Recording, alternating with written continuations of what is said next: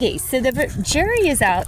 If I was going to do a Astoria School District whistleblower retaliation prosecution lawsuit review, I would just focus on personality. I feel like, having grown up in Tennessee, the theatrical courtroom demeanor promulgated by Mr. Thomas, while charming and cute in a television way, there's a lot of pointing at the defendant. I've been trained not to point. I found it rude and kind of off-putting. I don't know how the jury's going to feel about that. They might feel that it was a little overly dramatic. Overall, I don't think this case ever should have gone to trial.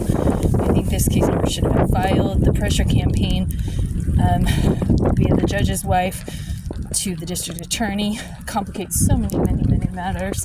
But I am really happy to be playing in the snow. So I think that's a good outcome. And tomorrow's Valentine's Day. Anybody's doing fun stuff like making snowmen.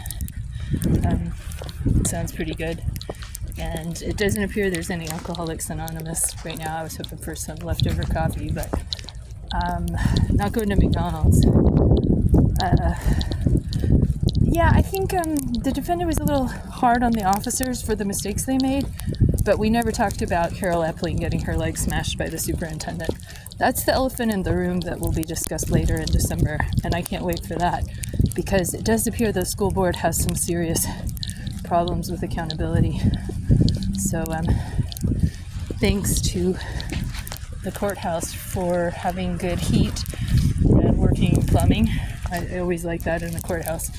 And other than that, visiting Judge Amanda Benjamin's hair looked great. She did sometimes side in favor of the defendant objections. And thanks to the Armory for keeping the homeless warm last night. In a way, the breakdown of the camp at the Legion was actually probably safer for their health to kind of push them towards the warming center.